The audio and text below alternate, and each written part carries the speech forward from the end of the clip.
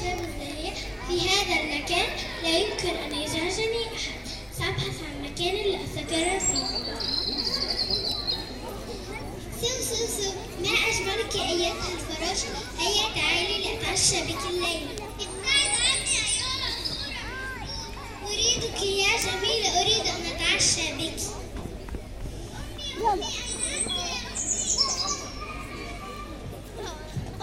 ابنتي ابتعد أيها العصفور. ابتعدي أنت وإلا سأكلك أنت أيضا. أيها العصفور ابتعد عنها فهي ما زالت صغيرة.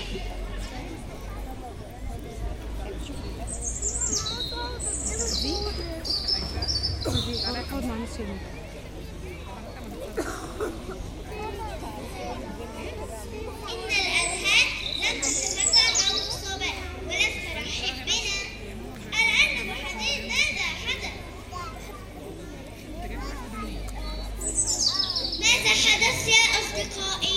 إن عصفور غريب حل بلغتنا ومن صديقا لنا يحاول أن يأكل صديقاتنا الفراشات. إن صديقاتنا الفراشات يخافن أن يأكلهن هذا العصفور. الوالد هذا العصفور. إنه مكان يوجد فيه الأكل الشهي والماء الصافي. هل مسموح؟ مسموح ماذا؟ أنا عايشة بينكم. ابتعد عنا واتركنا. قد أفلت حياتنا. كل ما أريده قليل من الطعام. أندم؟ كيف سأندم؟ أنا لا أنوي شرا.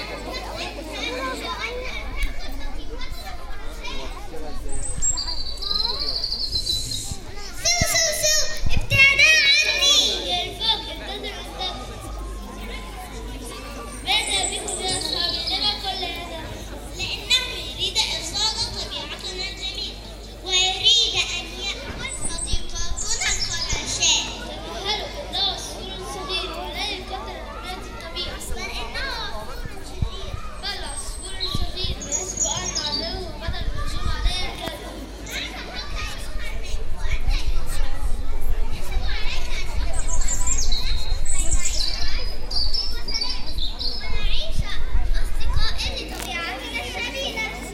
حسناً، أنا أخطأت، سامحوني.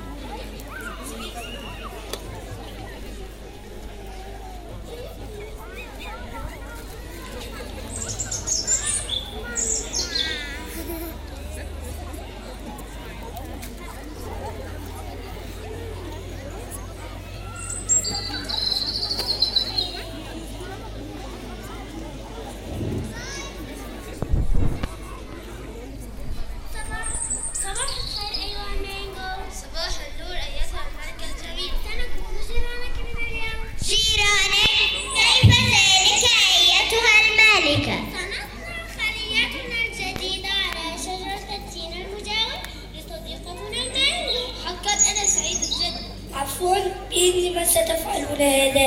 أنا لا أريد عسل اللذة بين فروعي ويتمون طوال اليوم. أنا لدي أعمال أهم. أنت شجرة وجذورك ثابتة، فأي أعمال أهم؟ لا يهم، أنا لا أريد طمانين مزعجين. دينا، لماذا تتعالين علينا؟ كل فرد ونظر. حقا؟ إذا لماذا يجلسون تحت ظلي؟ سأخبرك، لأن ظلي أكبر الباقية الأشجار. لا فائدة من الكلام. هيا ابتعدوا عني، هيا إلى المنجو، فأنتم تفسدون شعري الجميل. ليس لديك شعر. حسنا، إنكم تفسدون أوراقي الجميلة. أعجبك هذا؟ ماذا بك؟ إنه دون شعر خلية. كيف؟ إنه تفوق على بل مملة. مستحيل، لن أدع أحد يقترب مني.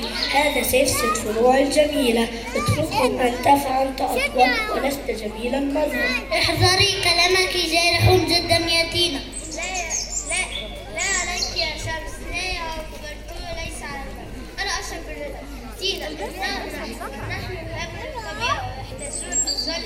فإذا لم تعد فكيف ستتوازن الطبيعة؟ إذا أرادت الطبيعة أن تفسد فروعي فلما جعلتني جميلة؟ أنا صنعتها الجميلة وسأحافظ على جمالي من أجل الطبيعة. ولماذا تحاضرني؟ افعل إذا كنت مهتم واجعلهم يبنوا قرية عليك والآن اتركوني. هيا تعالى يا ابن خالتك قبل أسد. يا أنت شجرة كريمة يسعدنا أن نفعل ذلك. رائحتك طيبة.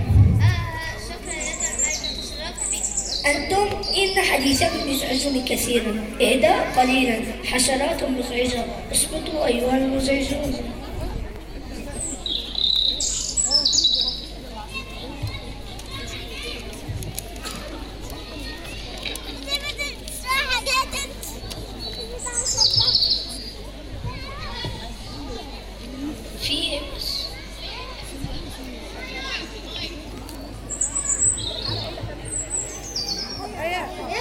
حديقة جميلة. نعم إنها جميلة فعلا وبها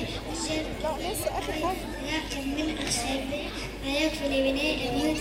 انظر شجرة المانجو جميلة أخشابها رائعة ولطيفة. نعم عندك حق. انظر هناك خلية تنام فوقها تعد إلا سلبا. انظر هناك شجرة وليس بها نحن أي حشر هي المختبر.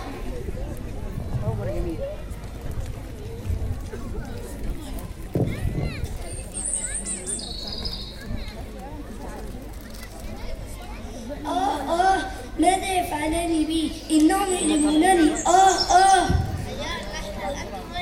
نعم نحن هنا. ماذا بك؟ أرجوك إنها متعالية عن الغابة كلها. لماذا نساعدها؟ لعلنا كيف تكون الصداقة. أنا أتفق مع رأي النحل. التينة متعالية جدا. لو كانت سمحت بالنحل بناء خليتي لما قطعها الحقابان. إنها تأكل جزاءها. لا يا شمس، لا يجب أن نفعل الإسلام. فإن ساء شخص إلينا هذا لا يعني أن نسيء إليه. الحديقة هي منزلنا والتينة صديقتنا وعلينا أن لا نتركها حين نحتاج إليه. أنت محب سنساعدنا. نعم سنساعدك.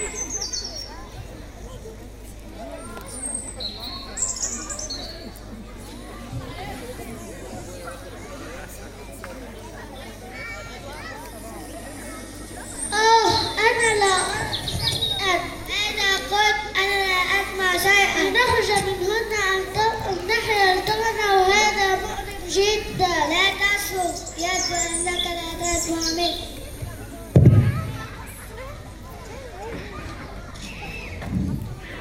أنا آسفة يا نحل.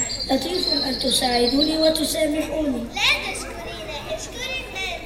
فأنت دائما تعاملينه معاملة سيئة لكنه من أقنعنا بمساعدتك.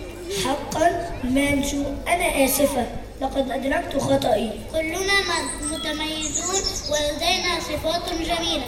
لا يجب أن نتعالى أو نتفاخر أبدا.